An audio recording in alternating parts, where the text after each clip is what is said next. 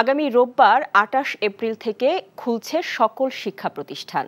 তাপপ্রবাহের তীব্র গরমের কারণে এক সপ্তাহের ছুটি শেষে রোববার শ্রেণী পাঠদান শুরুর নির্দেশনা দিয়ে প্রজ্ঞাপন জারি করেছে শিক্ষা মন্ত্রণালয়। এছাড়া আগামী ৪ মে থেকে পরবর্তী নির্দেশ না দেওয়া পর্যন্ত শনিবারের সাপ্তাহিক ছুটিও বাতিল করা হয়েছে। অর্থাৎ এখন থেকে শুধুমাত্র শুক্রবার সাপ্তাহিক ছুটি থাকবে সব শিক্ষা প্রতিষ্ঠানে। প্রজ্ঞাপনে বলা হয়, তাপদাহ সহনীয় পর্যায়ে না আসা পর্যন্ত অ্যাসেম্বলি বন্ধ থাকবে। শ্রেণীকক্ষের বাইরে সূর্যের আলোয় করতে হয় এমন কার্যক্রম সীমিত থাকবে। দেশের সব অঞ্চলে তাপমাত্রা সমান নয়, সে কারণে আগামী রোববার শিক্ষা প্রতিষ্ঠান খুলে দেওয়ার প্রস্তুতি নেওয়া হয়েছে বলে সচিবালয়ে সাংবাদিকদের জানিয়েছেন শিক্ষা প্রতিমন্ত্রী বেগম শামসুন নাহার। গরম বেড়ে গেলে বিকল্প ব্যবস্থায় ক্লাসের বিষয়ে পরিস্থিতি বিবেচনায় সিদ্ধান্ত নেওয়ার কথা জানান প্রতিমন্ত্রী। মর্নিং শিফট যেটা বাচ্চাদের যে মর্নিং শিফটটা সেই সময়টা এগিয়ে নিয়ে আসার এবং ক্লাস সংখ্যা একটু কমানো, সেই বিষয়গুলো নিয়ে আপনারা কাজ করছেন কি? না, সেগুলো তো কাজ করবো পরে, আগে সামনেরটা শেষ করে নেই, তারপরে ওটা দেখা যাবে। আপনাদের বিকল্প কোনো পরিকল্পনা আছে কিনা? যদি না, বিকল্প আমি তো বললাম অনলাইনে আছে, কিন্তু সেটা আমরা পরে দেখবো। এখন তো সব গ্রামগঞ্জে তো স্কুল আছে, তারা তো অনলাইনে অভ্যস্ত না, অতএব সবকিছু চিন্তা করে আমাদের কাজ করতে হবে। বিকাশে কম খরচে ক্যাশ আউটের লিমিট বেড়ে ৫০,০০০, প্রিয় এজেন্টও ২টা। তীব্র গরমে তৃতীয় দফায় আজ থেকে আরও ৭২ ঘন্টার হিট অ্যালার্ট জারি করেছে আবহাওয়া অধিদপ্তর। সহসা গরম কমার সুসংবাদ নেই। এদিকে তীব্র গরমে খেটে খাওয়া মানুষ থেকে শুরু করে পশু পাখির ডেরা, কোথাও স্বস্তি নেই। বেড়েছে ডাব শরবতের চাহিদা। সারা দেশেও তীব্র তাপে অস্বস্তিতে মানুষ, আদায় করা হয়েছে বিশেষ প্রার্থনা। গরমে আক্রান্ত হয়ে সারা দেশে ৩ জনের মৃত্যু হয়েছে। বিশেষজ্ঞরা বলছেন, ফ্রিজ, এসি সহ অতিমাত্রায় ইলেকট্রনিক পণ্য নির্ভরতা বাড়াচ্ছে তাপমাত্রা। নিয়ামুল আজিজ সাদিকের রিপোর্ট। গাছগাছালির ছায়া ভেদ করে আসা রোদের তীব্রতায় ছটফট খাঁচাবন্দি রয়্যাল বেঙ্গল টাইগার। খাবার ছেড়ে একটু ছায়ায় গা জিরিয়ে নিচ্ছে চিড়িয়াখানার হরিণ, শকুন সহ অন্য প্রাণীরা। শুধু মানুষই নয়, গরমের তীব্রতায় নাকাল অবলা প্রাণীও। সারাদিন পরিশ্রম করি, শরীর জ্বলে রোদের মধ্যে। গাছগাছালি যে আশেপাশে চারপাশে আসে, ওখানে দেখা যাচ্ছে কিন্তু আমাকে কিন্তু এসি কি কিছুই লাগছে না, কিন্তু আমাকে কিন্তু নর্মালি কিন্তু ভালোই লাগছে। স্বস্তির জন্য পানি ছিটানো হচ্ছে নগরের সড়কে সড়কে, আর বাণিজ্যিক ভবনের গরম বাতাস বের করে দিচ্ছে শীতাতপ যন্ত্র। বিশেষজ্ঞরা বলছেন, এমন এসি নির্ভরতা বিপদ ডেকে আনছে। যাদের টাকা পয়সা আছে তারা একটু ভালো থাকার জন্য এসি কিনে, কিন্তু এটার রেমিডিয়েশন হচ্ছে যে আমাদের গ্রিন হাউস গ্যাস এমিশন কমাতে হবে, বনায়ন বাড়াতে হবে, কোনো অপচয় করা যাবে না। আর যদি এইভাবে চলতে থাকি তাহলে পৃথিবী এটা অ্যাকোমোডেট করতে পারবে না। আবহাওয়া অধিদপ্তরের পূর্বাভাসও গরমের বিপরীতে কোনো সুখবর দিতে পারেনি। সিলেট, চট্টগ্রামের বৃষ্টির সম্ভাবনা রয়েছে, তবে তাতে গরম কমবে না। আগামী আমরা এপ্রিল মাস যদি চিন্তা করি, এপ্রিল মাসে যে কয়েকদিন বাকি আছে, আমাদের বাংলাদেশের পশ্চিমাংশে তেমন একটা বৃষ্টির সম্ভাবনা নেই। আর যেহেতু পশ্চিমাংশে বৃষ্টির সম্ভাবনা নেই, তা আমাদের তাপ প্রবাহটা কমার তেমন একটা সম্ভাবনা নেই। ওই কমার প্রধান উপায় এবং একমাত্র মাধ্যম হলো বৃষ্টিপাত। এদিকে দেশ জুড়ে তাপদাহে পুড়ছে রাজপথ, গরমে মহাসড়কে গলছে পিচ। বৃষ্টির জন্য বিশেষ নামাজ আদায় করা হয়েছে দেশের বিভিন্ন জেলায়। Niamul Aziz Sadek, NTV news, Dhaka. ঢাকা যেন এক উত্তপ্ত কড়াই। প্রকৃত তাপমাত্রার চেয়ে অনুভূত হওয়ার পরিমাণ আরও বেশি, আর তাতে মারাত্মক হুমকিতে নগর জীবন। তবে এলাকা ভেদে এ তাপমাত্রা কোথাও কম, আবার কোথাও বেশি। শহরের কিছু কিছু এলাকার তাপমাত্রা বিগত ৬ বছরে বেড়েছে ৭ ডিগ্রি পর্যন্ত। আবহাওয়ার রুদ্র রূপ নিয়ে ধারাবাহিকের দ্বিতীয় পর্বে দেখুন নাজিবুর রহমানের রিপোর্ট। ক্যামেরায় ছিলেন রাজু আহমেদ রুবেল। সবুজ মাঠঘাট আর বিস্তর প্রান্তর ঘেরা দেশের রাজধানীতে এই সবুজের ছাপ এখন বিলীনের পথে। শহরের সবুজ ঘেরা বনায়নও কমছে তড়িৎ গতিতে। সেই সাথে দখল দূষণের এই শহর যেন নগরবাসীর জন্য পরিণত হয়েছে হিট আইল্যান্ডে। মরুর দেশের তাপ ছড়াচ্ছে ঢাকায়। গবেষকরা বলছে, বনায়ন কম থাকা এলাকাগুলোতে তাপ ছড়াচ্ছে স্বাভাবিকের থেকে ৩ থেকে ৫ ডিগ্রি বেশি। সাথে থাকা স্মার্টফোনটি বলছে এখন এই এলাকার তাপমাত্রা ৪১ ডিগ্রি ছুঁই, আর এতেই অস্বস্তি বেড়েছে জনজীবনে। গেল কিছুদিন এই এলাকায় তাপমাত্রা সর্বোচ্চ ঠেকেছে 41.6 ডিগ্রিতে। তবে নগরীর অন্যান্য অঞ্চলে কিন্তু তাপমাত্রার ভিন্নতা রয়েছে। আর এর কারণ কি? একই সময়ে দুটি ভিন্ন এলাকার তাপমাত্রা, যেখানে ব্যবধান প্রায় 1.5 ডিগ্রি। অবস্থা সৃষ্টি হচ্ছে। একটি এলাকা অট্টালিকায় ঢাকা, আরেকটি সবুজ বনায়নে। এমনই রাজধানীতে ব্যস্ত সব এলাকায় পরীক্ষা চালিয়েছে গবেষক দল। গত 6 বছরে উল্লেখযোগ্য হারে বেড়েছে এলাকা ভিত্তিক শহরের তাপমাত্রা। তথ্য বলছে মহাখালী এলাকায় 6 বছরে তাপমাত্রা বেড়েছে 7.5%। গুলিস্তানে 6.05%। সবচেয়ে কম বেড়েছে সবুজে ঘেরা চন্দ্রিমা উদ্যানে, মাত্র 1%। ঢাকা শহরের অল্প ব্যবধানে তাপমাত্রা দ্রুত ভেরিয়েশন হচ্ছে। যেগুলোতে ওপেন স্পেস আছে, সবুজ আছে, জলাধার আছে, সেখানে তাপমাত্রা অন্তত 4 ডিগ্রির কাছাকাছি কম। কোন জায়গাগুলো থেকে মতিঝিল, আমাদের পল্টন, হায়দ্রাবাদ, যাত্রাবাড়ি, গাবতলী, অদ্ভুত আচরণ আমরা এখন ফিল করছি। এটি আসলে একদিনের ঘটনা না, এটি ওভার দ্য ইয়ার দীর্ঘদিনের একটি ক্রমবর্ধমান পরিবর্তিত একটি ফলাফল। সরকারের দায় অনেক বেশি, কারণ নীতিমালার মধ্যে থাকতে হবে, আইন থাকতে হবে এবং সেখানে যে কার্যকরী ভূমিকা সেটি পালন করতে হবে। তো সেই জায়গায় আমরা দেখি, কিন্তু মানুষেরও এখানে কর্মকাণ্ডটা নিজেদের মতো করে করতে হবে। শহরে তাপমাত্রা কমাতে এ মৌসুমে গাছ লাগানোর বিপক্ষে সব বিশেষজ্ঞরা। তারা বলছে, অতি উৎসাহী না হয়ে বর্ষা মৌসুমের শুরুতে টেকসই পরিকল্পনা নিয়ে শহর বনায়নের পাশাপাশি নগর পরিকল্পনায় সজাগ থাকতে হবে সবার। এতে স্বস্তি ফিরবে দেশের প্রাণকেন্দ্রে। Najibur Rahman, NTV news, Dhaka. চলমান রাশিয়া ইউক্রেন, ইসরায়েল ইরান ফিলিস্তিনি যুদ্ধ সহ বিশ্বব্যাপী যুদ্ধ বন্ধ করতে বিশ্ব নেতাদের প্রতি আহ্বান জানিয়েছেন প্রধানমন্ত্রী শেখ হাসিনা। ব্যাংককে জাতিসংঘের এশিয়া ও প্রশান্ত মহাসাগরীয় অঞ্চলের অর্থনৈতিক ও সামাজিক কমিশন ইউএনএসকাপ এর ৮০তম অধিবেশনে এ আহ্বান জানান তিনি। রোহিঙ্গা সংকট মোকাবেলায় আসিয়ানভুক্ত দেশের সহযোগিতাও চেয়েছেন তিনি। হাসান মাহমুদের রিপোর্ট। ১৯৭৩ সাল থেকে জাতিসংঘের এশিয়া ও প্রশান্ত মহাসাগরীয় অঞ্চলের অর্থনৈতিক ও সামাজিক কমিশন ইউএনএসকাপের সদস্য বাংলাদেশ। সংস্থার ৮০তম অধিবেশনে যোগ দিয়ে প্রধানমন্ত্রী শেখ হাসিনা ৭১-এর মুক্তিযুদ্ধের ভয়াবহতা তুলে ধরে বিশ্বব্যাপী যুদ্ধ বন্ধ করার উদ্যোগ নিতে বিশ্ব নেতাদের প্রতি আহ্বান জানান। We must speak out against all forms of aggression and atrocities and say no to war. Bangladesh stands behind the UN Secretary General's new agenda for peace. Raise your voice against any war. We don't want any war. In my country, I had insurgency activities for 2 decades. I solved it bilaterally only with those people I just discussed. 1,800 armed cadres surrendered their arms to me. মিয়ানমারে চলা অভ্যন্তরীণ সংকট এ অঞ্চলে নিরাপত্তা ঝুঁকি তৈরি করেছে। বাংলাদেশে আশ্রয় নেওয়া বাস্তুচ্যুত রোহিঙ্গাদের প্রত্যাবাসন আর মিয়ানমারের সমস্যার সমাধান করতে আহ্বান জানান বাংলাদেশের সরকার প্রধান। I take this opportunity to call upon the Asia-Pacific region, especially ASEAN, to play a proactive role in resolving the volatile situation in Myanmar. We must ensure that the Rohingyas can go back home in safety and dignity, and the earliest possible. ২০ মিনিটের বক্তব্যে বাংলাদেশের ভৌগোলিক অবস্থানের গুরুত্ব তুলে ধরে অর্থনৈতিক জোনগুলোতে বিনিয়োগের আহ্বান জানান শেখ হাসিনা। পরে প্রধানমন্ত্রী শেখ হাসিনা সৌজন্য সাক্ষাৎ করেন জাতিসংঘের আন্ডার সেক্রেটারি জেনারেলের সাথে। এছাড়াও ইউএনএসকাপের এক্সিকিউটিভ সেক্রেটারির সাথে বৈঠক করেন প্রধানমন্ত্রী। Hasan Mahmud, NTV news, Dhaka.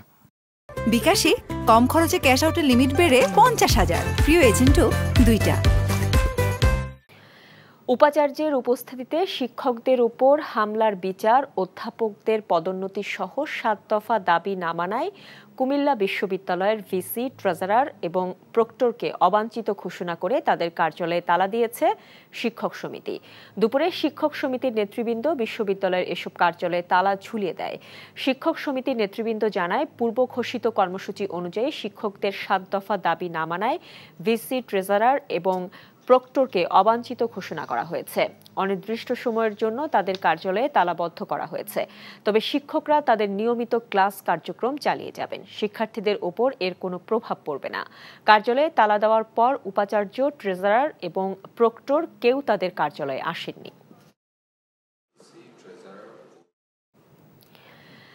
2023 সালে বাংলাদেশের মানবাধিকার পরিস্থিতিতে কোনো উল্লেখযোগ্য পরিবর্তন হয়নি বলে যুক্তরাষ্ট্রের পররাষ্ট্র দপ্তর যে প্রতিবেদন প্রকাশ করেছে সেটি ভিত্তিহীন ও উদ্দেশ্য প্রণোদিত বলছে বাংলাদেশের পররাষ্ট্র মন্ত্রণালয়। দুপুরে পররাষ্ট্র মন্ত্রণালয়ের সংবাদ সম্মেলনে এই মন্তব্য করেন মন্ত্রণালয়ের মুখপাত্র সেহেলি সাবরিন। তিনি দাবি করেন, প্রধানমন্ত্রী শেখ হাসিনার নেতৃত্বে বাংলাদেশে মানবাধিকার পরিস্থিতির উল্লেখযোগ্য উন্নতি হয়েছে। মানবাধিকার প্রতিবেদনের অনেক তথ্য যুক্তরাষ্ট্রের অর্থায়নে পরিচালিত এনজিও এবং অনির্ভরযোগ্য সূত্র থেকে নেওয়া হয়েছে বলেও মন্তব্য করেন তিনি। পররাষ্ট্র মন্ত্রণালয়ের মুখপাত্র বলেন, বিশ্বের কোথাও মানবাধিকার পরিস্থিতি নিখুঁত নয়, কারণ একটি দেশের আর্থসামাজিক অবস্থা বিবেচনায় বিভিন্ন ধরনের সীমাবদ্ধতা থাকে। সেসব সীমাবদ্ধতা মোকাবেলা করে সরকারের অনেক উন্নতি এবং অর্জন থাকার পরও যুক্তরাষ্ট্রের প্রতিবেদনে তা স্বীকার করা হয়নি বলেও তিনি জানান। often put limit to the pace of realizing those rights. The government of Bangladesh has been doing its best to uphold human rights of প্রধানমন্ত্রী শেখ হাসিনার নেতৃত্বে বাংলাদেশের মানবাধিকার পরিস্থিতির উল্লেখযোগ্য উন্নতি হয়েছে। সরকারের অনেক উন্নতি ও অর্জন থাকার পরও মার্কিন যুক্তরাষ্ট্রের মানবাধিকার প্রতিবেদনে তা স্বীকার করা হয়নি, বরং দেশটির প্রতিবেদনে অনেক বিচ্ছিন্ন এবং ভিত্তিহীন অভিযোগ আনা হয়েছে। পৃথিবীর কোনো দেশে মানবাধিকার পরিস্থিতি নিখুঁত নয়। বাংলাদেশ সরকার মানবাধিকার পরিস্থিতি উন্নতি করতে সর্বোচ্চ চেষ্টা চালাচ্ছে। বিএনপি যে কোনো উপায়ে ক্ষমতায় আসার জন্য মরিয়া হয়ে উঠেছে বলে মন্তব্য করেছেন আওয়ামী লীগের সাধারণ সম্পাদক ওবায়দুল কাদের। দুপুরে গণমাধ্যমে পাঠানো এক বিবৃতিতে তিনি এ মন্তব্য করেন। ওবায়দুল কাদের বলেন, বিএনপি নেতারা হিতাহিত জ্ঞান শূন্য হয়ে পড়েছে। গণতান্ত্রিকভাবে নির্বাচিত সরকারের বিরুদ্ধে বিষোদাগারের মাধ্যমে বিভ্রান্তি ছড়িয়ে নৈরাজ্য সৃষ্টির পায়তারা করছে বলেও অভিযোগ করেন তিনি। বিবৃতিতে ওবায়দুল কাদের আরও বলেন, বিএনপি গণতান্ত্রিক আন্দোলনে ব্যর্থ হয়ে তথাকথিত সরকার বিরোধী আন্দোলনের নামে সন্ত্রাস ও সহিংসতার পথ বেছে নিয়েছে। এখন রাজনৈতিক বক্তব্য দিয়ে সন্ত্রাসীদের রক্ষার অপচেষ্টা করছে বলেও অভিযোগ করেন তিনি। সরকারের নতজানু পররাষ্ট্র নীতির কারণে দেশ মরুকরণের দিকে যাচ্ছে বলে অভিযোগ করেছেন বিএনপির স্থায়ী কমিটির সদস্য মির্জা আব্বাস। তিনি বলেন, প্রতিবেশী দেশের নদী শাসনের কারণে দেশের কয়েক শত নদী মরে গেছে, যার প্রভাবে দেশের আবহাওয়া বিরূপ প্রতিক্রিয়া দেখাচ্ছে। বিকেলে নয়াপল্টনে বিএনপির কেন্দ্রীয় কার্যালয়ের সামনে জিয়াউর রহমান ফাউন্ডেশন আয়োজিত নিম্ন আয়ের খেটে খাওয়া মানুষের মাঝে বোতলজাত পানি এবং খাবার স্যালাইন বিতরণ অনুষ্ঠানে তিনি এসব কথা বলেন। ঢাকা সহ সারা দেশের ক্ষমতাসীন দলের নেতাকর্মীরা অবাধে নদ নদী, খালবিল ও জলাশয় অবৈধভাবে দখল করে প্রতিবেশ ধ্বংস করেছে বলে জলবায়ুর উপর বিরূপ প্রভাব পড়েছে বলেও অভিযোগ করেন মির্জা আব্বাস। খুব ধীরে ধীরে বাংলাদেশটা একটা মনোকরণ প্রক্রিয়ায় চলে যাচ্ছে। অবৈধ সরকার, নতজানু সরকার, নতজানু পররাষ্ট্রনীতি। 1100-র বেশি নদী ছিল, তার মধ্যে 300 নদী নিখোঁজ হয়ে গেছে। পদ্মায় পানি নাই, যমুনায় পানি নাই, জলীয় বাষ্প নাই, আকাশে মেঘ নাই। এটা হলো বাংলাদেশের একটি অবস্থা। টাঙ্গাইলের শাড়ি, গোপালগঞ্জের রসগোল্লা, জামালপুরের নকশি কাঁথা সহ মোট 14টি পণ্যের জিআই সনদ প্রদান করেছে শিল্প মন্ত্রণালয়। সকালে ঢাকায় ফরেন সার্ভিস একাডেমিতে এই সনদ প্রদান করেন শিল্পমন্ত্রী নুরুল মজিদ মাহমুদ হুমায়ুন। তিনি জানান, সব আইনি প্রক্রিয়া অবলম্বন করেই বাংলাদেশের টাঙ্গাইলের শাড়ি জিআই সনদ পেয়েছে। মহিদুল ইসলামের রিপোর্ট। বাংলাদেশের বিভিন্ন অঞ্চলের ঐতিহ্যবাহী 14টি পণ্যের জিওগ্রাফিক্যাল আইডেন্টিফিকেশন জিআই বা ভৌগোলিক নির্দেশক সনদ প্রদানের জন্য এই অনুষ্ঠানের আয়োজন করে শিল্প মন্ত্রণালয়ের patent, industrial design and trademarks department. অনুষ্ঠানে বাংলাদেশের যেসব পণ্য জিআই সনদ পেয়েছে তা হলো ঐতিহ্যবাহী টাঙ্গাইলের শাড়ি, গোপালগঞ্জের রসগোল্লা, নরসিংদীর অমৃত সাগর কলা, টাঙ্গাইলের পোড়াবাড়ি চমচম, কুমিল্লার রসমালাই, কুষ্টিয়ার তিলের খাজা, বাংলাদেশের ব্ল্যাক বেঙ্গল ছাগল, রংপুরের হাড়িভাঙা আম, মৌলভীবাজারের আগর ও আগরের তৈরি আতর, মুক্তাগাছার মন্ডা, যশোরের খেজুরের গুড়, রাজশাহীর মিষ্টি পান এবং জামালপুরের নকশি কাঁথা। প্রচার করতে হবে বেকার আছে এই জিনিসগুলি আমাদের যেমন ঐতিহ্য আছে, আজকে আমাদের কোয়ালিটি এবং কোয়ালিটিও আমাদের মেনটেন করতে হবে, তাদেরকে আরও স্মুথলি এদের আরেকটা জিনিস হলো অর্থনৈতিকভাবে টিকিয়ে রাখা তাদেরকে। সম্প্রতি বাংলাদেশের টাঙ্গাইলের শাড়ি ভারতের পশ্চিমবঙ্গের ঐতিহ্য উল্লেখ করে জিআই পণ্যের স্বীকৃতি দেয় ওই দেশের সংশ্লিষ্ট ডিপার্টমেন্ট। শুরু হয় দুদেশের মধ্যে বিতর্ক এবং আলোচনা। এরপর সব আইনি প্রক্রিয়া অবলম্বন করে টাঙ্গাইলের শাড়ি জিআই সনদ পেয়েছে বলে জানান শিল্পমন্ত্রী। তারা হয়তো এখানকার টাঙ্গাইল থেকে, যেহেতু আমরা পার্শ্ববর্তী দেশ, অনেকে গেছে অন্য কোনো পার্সপেক্টিভ হয়তো তারা দাবি করেছে, and we have to prove ইট। এটার জন্য আমরা যে আইনি প্রক্রিয়া সেটা আমরা গ্রহণ করেছি। আমাদের এমবেসি আছে দিল্লিতে এবং আমাদের টাঙ্গাইলের ডিসি সাহেব আছেন, তার মাধ্যমে আমরা সেখানে আমাদের আইনজীবী নিয়োগ করা হয়েছে, সেখানে আমরা আইনগতভাবে তাদের এটা এবং বিশ্বাস করি যে এটা আমাদের পণ্য আমাদেরই থাকবে। এদিকে জিআই সনদ পাওয়া দেশের ঐতিহ্যগত এসব পণ্য রক্ষা এবং বাজারজাতকরণের সঠিক প্রক্রিয়া অবলম্বনের নির্দেশ দেন শিল্পমন্ত্রী। মইদুল ইসলাম, এনটিভি নিউজ, ঢাকা। চট্টগ্রামের ঐতিহ্যবাহী আব্দুল জব্বারের বলি খেলায় ১১৫তম আসরে প্রথমবারের মতো বাজিমাত কুমিল্লার বাঘাশরীফের। হোমনা উপজেলার বাসিন্দা ফরিদ স্থানীয়দের কাছে বাঘাশরীফ নামে পরিচিত। বলি খেলায় প্রথমবার অংশ নিয়ে শিরোপা জিতেছেন তিনি। রানার্স আপও হয়েছেন একই জেলার রাশেদ। লালদিঘি মাঠে প্রায় ১১ মিনিট খেলার পর রাশেদ নিজ থেকেই পরাজয় স্বীকার করে শরীফের হাত তুলে ধরেন। পরে রেফারি শরীফকে বিজয়ী ঘোষণা করেন। বলি খেলায় তৃতীয় স্থান অর্জন করেছেন খাগড়াছড়ির সৃজন চাকমা। দুপুরে খেলা শুরুর আগে থেকেই নগরীর লালদিঘি ময়দানে দর্শকদের ঢল নামে। ঐতিহ্যবাহী জব্বারের বলি খেলা দেখতে কানায় কানায় পূর্ণ হয়ে যায় মাঠ। ঢোল, বাজনা আর করতালিতে তারা সমর্থন যোগাতে থাকেন বলিদের। কিশোর থেকে শুরু করে নানা বয়সী ৮৪ জন বলি অংশ নেন এবারের আসরে। পুলিশের সাবেক মহাপরিদর্শক বেনজির আহমেদ এবং তার পরিবারের সদস্যদের নগদ অর্থের তথ্য চেয়ে বাংলাদেশ ব্যাংকের আর্থিক গোয়েন্দা বিভাগ বাংলাদেশ ফিনান্সিয়াল ইন্টেলিজেন্স ইউনিটকে চিঠি দিয়েছে দুর্নীতি দমন কমিশন। পাশাপাশি এফডিআর সঞ্চয়পত্র সহ স্থাবর অস্থাবর সম্পদের তথ্য জানতে চেয়ে joint stock sub registry office সহ সরকারের ৮টি দপ্তরে চিঠি দিয়েছে সংস্থাটি। দুদক সূত্রে এসব তথ্য জানা গেছে। চিঠিতে আগামী মে মাসের প্রথম সপ্তাহের মধ্যে এসব তথ্য সরবরাহ করতে বলা হয়। এছাড়া দুদকের অনুসন্ধান দল অভিযোগের বিষয়ে জানতে বেনজির আহমেদকে জিজ্ঞাসাবাদ করবে বলেও জানা গেছে। গত মঙ্গলবার হাইকোর্ট দুদককে বেনজিরের দুর্নীতির অভিযোগের অনুসন্ধানের বিষয়ে অগ্রগতি প্রতিবেদন ২ মাসের মধ্যে দাখিলের নির্দেশ দেন। তীব্র গরমে রাজধানীতে এসি, ফ্যান বিক্রি বেড়েছে স্বাভাবিকের তুলনায় কয়েক গুণ। বাড়তি চাহিদা সামাল দিতে হিমশিম খাচ্ছেন ডিলার ও বিক্রেতারা। কৃত্রিম সংকটে দামও বেড়েছে ইলেকট্রনিক্স পণ্যগুলোর। ভোক্তাদের নানা অফারও দিচ্ছে বিভিন্ন প্রতিষ্ঠান। নিয়ামুল আজিজ সাদিকের আরেকটি রিপোর্ট দেখুন। মেগাসিটির কোটি মানুষের বসবাসের শহরটি তাপমাত্রা বেড়ে চলেছে ক্রমাগত। সবুজায়নের স্বল্পতায় গরমে হাঁসফাঁস নগরবাসীর।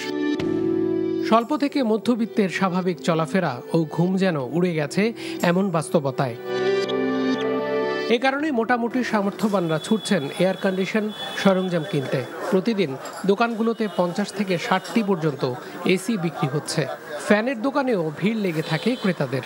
এসি তো আর বিলাসিতা না, বাচ্চা টাচ্চা তারা খুব অসুস্থ হয়ে পারে গরমে। এই জন্যই গরম উপলক্ষে ১০০০ টাকা বেশি মনে হচ্ছে আমার। এসিতে খুব কমই বাড়ছে, ১-২ হাজার ৩,০০০ এরকম বাড়ছে সর্বোচ্চ। আর হলো কাস্টমার ডিমান্ড অনেক বেড়ে গেছে। যে পরিমাণ আমাদের যোগান দরকার সেই পরিমাণ যোগান নাই। এখন তো গরম পড়ছে, তুলনামূলকভাবে সেল ভালো। মিরপুরের শেওড়াপাড়ায় ভিশনের শোরুমে বিক্রি বেড়েছে এসির। ডুয়েল ইনভার্টার, পরিবেশ বান্ধব প্রযুক্তি এবং সহজ কিস্তির সুবিধার কারণে এর চাহিদাও বেশি। ভীষণ ফ্যানটা একটু ভালো এবং ওটার বাতাস বেশ সার্ভিসটা ভালো পাচ্ছি। তারপরে ওনাদের যে আফটার সেলফ সার্ভিসটা খুবই ভালো। ইনভার্টার ডুয়েল ইনভার্টারটা বিদ্যুৎ সাশ্রয়ের জন্য মানুষের জন্য ব্যবহারের জন্য সুবিধা হবে এবং কিস্তির মাধ্যমে কাস্টমাররা 1 বছর মেয়াদেও হলো আমাদের থেকে এসি বা বিভীষণের যে কোনো প্রোডাক্ট কিস্তিতেও ক্রয় করতে পারবে। ক্রেতাদের দাবি বিলাস পণ্য নয়, এমন উষ্ণায়নের যুগে এসি এখন প্রয়োজনীয় পণ্য নগরবাসীর জন্য। Niamul Aziz Sadek, NTV news, Dhaka. বিকাশে কম খরচে ক্যাশ আউটের লিমিট বেড়ে 50,000, প্রিয় এজেন্টও 2টা।